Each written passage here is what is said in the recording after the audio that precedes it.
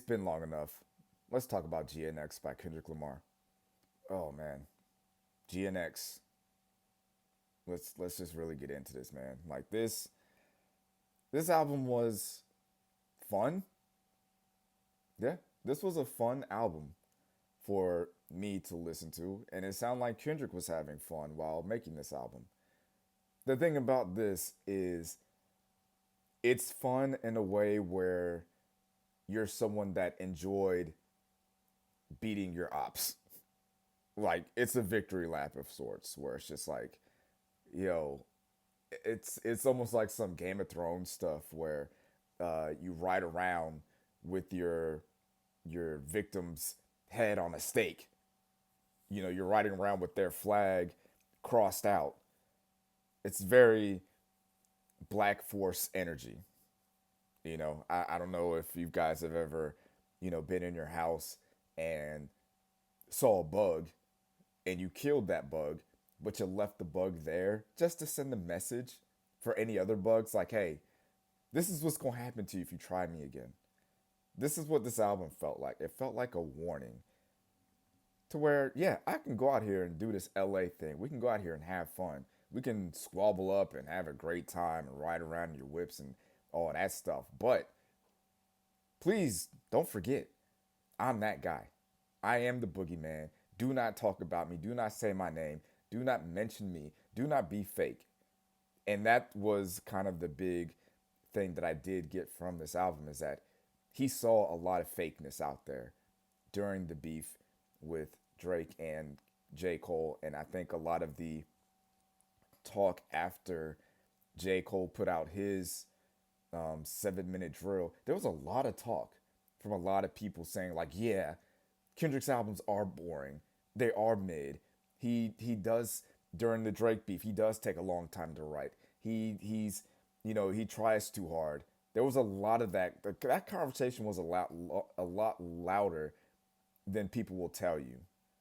And Kendrick saw that. He saw all the fakeness. He saw that people really don't like the West Coast, and he's fine with it. He will push the line with it, and that's clearly what he did on this album. So we'll try to stick to the album and not too much on the outside stuff. I will say after listening to this album, Kendrick's ear low key underrated. Like this is a very well produced album. The beats are all fire. Like there are no bad beats on this. And shout out to Soundwave. He has production on every song here. Like he's one of the more underrated producers out there. He doesn't get a lot of accolades or his name isn't mentioned in those, with the Hit Boys and the Mike Will made it and all that stuff. But Soundwave did his thing on this album. There's a lot of dark beats on here. It's almost like if E40 went to the dark side. That's kind of what some of these albums. That's what some of these songs sounded like. I I'm doing this review a little bit later than normal because I thought we'd have answers to these questions at this point. But what was so bad that he had to blank out two parts in Whacked Out Murals? Like, we still don't know what he said or what he was going to say. It had to be terrible. Like, the fact that it's been, a few months and we still don't know what he said, how is that possible? But speaking on Whacked Out Murals, I think it's easily his best intro to any album that he's ever done.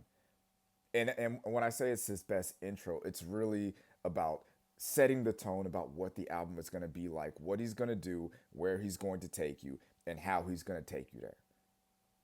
And he says it in the first. He mentions all the, people don't really like me. People were fake to me.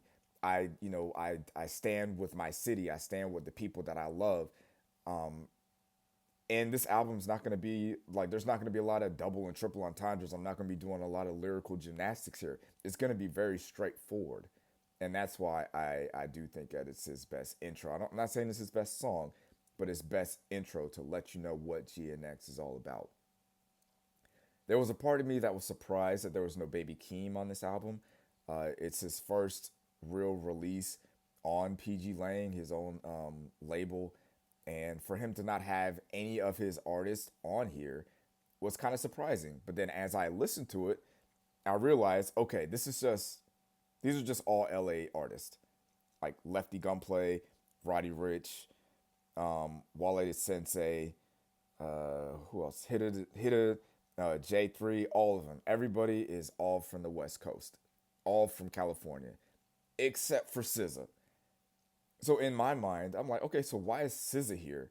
Everybody else is from California. Everybody else on here is West Coast, but you have SZA, who's from New Jersey, on your album.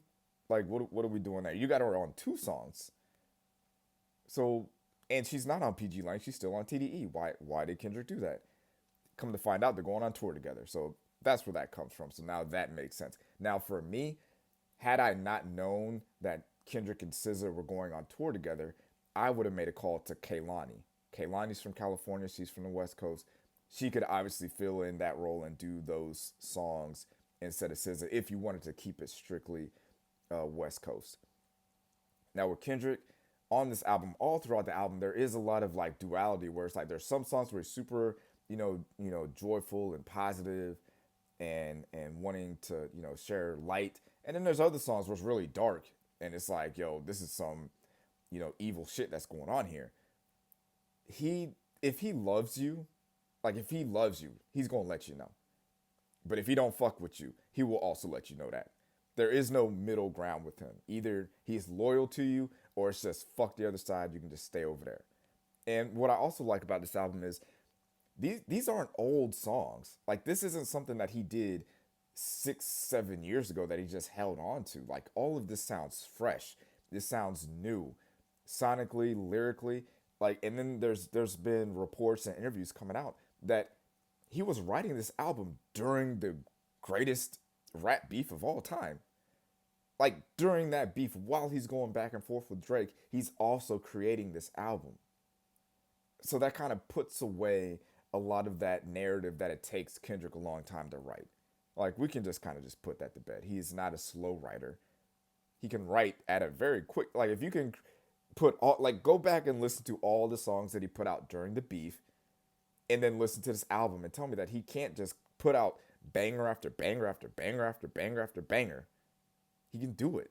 We just gotta also kind of take a moment to thank Drake. We have to give Drake his props for, I don't know if we can give him props for putting the battery in his back, but Drake told him to drop, drop, drop, drop, and Kendrick did that.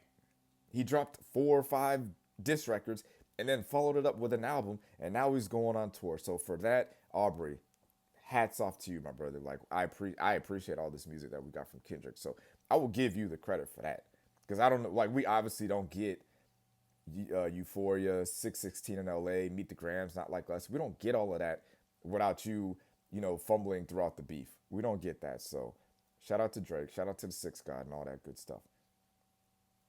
One thing I kind of gathered from this album, comparing it to something like Good Kid, Mad City.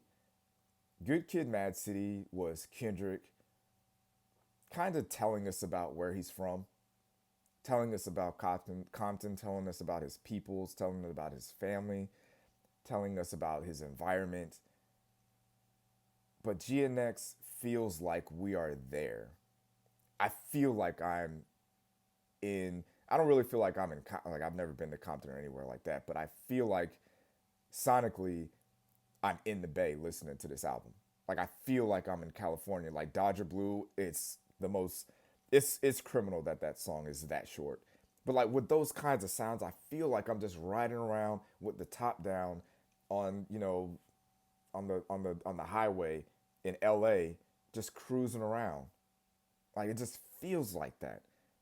Now, I don't know if this is a negative, but this is one of the things that uh, Kendrick is very like precise on what he is doing with his song structure, verses, cohesiveness, all of that. And with this album, I didn't get any of that on, if I'm being honest. Outside of whacked out murals, this album is not really cohesive. Like it sounds better on shuffle. Like if you just put it on shuffle, it works. It doesn't need to be played in order, and none of these songs really feel like they need to be played in a particular order. You can just kind of jump in, play a song, jump out. You know, you can fit a lot of these songs on a playlist because it's not really too much of a story concept, anything like that, and that's fine. I'm cool with that. Like I like the fact that Kendrick can just be like, you know what, here's my best, 12 songs, play them however you want them. There's no like he said on the intro, this isn't gonna be too deep. Okay, just put it on, let it ride, and just go from there. Now I do think that this, even with this review coming out now, it's still too early to call this album a classic. Like I hate when people do the whole, oh well, this album is an instant classic. Like no, you gotta let the album live. You gotta let it breathe. See how it stands the test of time. At least give it a year before you start throwing the classic word around there. I don't even think right now it's a top three Kendrick album. But I will say this is my favorite album to listen to in the car. Like when I'm driving around, I'm throwing GNX on all the time. Like Dodger Blue, TV off, Hey Now, Squabble Up Luther, um, like all these songs just bang. Like you get in the whip, you got a nice little system, you got a nice little cruise going on. You going to the barbershop or going to the car wash. You got some errands to run. GNX on shuffle, solid album to ride to. Not gonna lie to you. Not gonna lie to you. So I clearly enjoyed this album. I think it's one of the better albums to come out this year. I don't think it's the best album that came out this year, but it's fire. Like that's one of the things that we really don't say too much about Kendrick, where it's just like, oh, it's just a banger. Like this album just bangs. You know, it's always a lot of, oh, this was thought provoking. This is very interesting. It's very vulnerable. There was a lot of effort put into this, but this was just a fun album, and that's cool. Like if you're on TikTok, there's a rapper called Miles, and there's a couple of songs where I listen to, and I'm like, all right, Kendrick clearly knows who this Miles guy is because some of the flows and style on there is clearly not it's not a ripoff, but it sounds just like that guy, and that's funny to me. The idea that Kendrick would, uh, be influenced by a TikTok rapper, and that if you don't follow him, he's pretty funny. His music is just it's just silly, it's just silly. But yeah, obviously, I think if you haven't listened to this album at this point, I don't know what you're doing. But I appreciate you guys for listening. Make sure you guys drop a like, hit the subscribe button. We're gonna keep pushing out the content, man. I appreciate all the support, all the love, all the shares, all the likes, all that good stuff. Uh, if you know anybody that listened to GNX, send them this album review and let them know. Hey, what do you think of this? Appreciate it. Peace.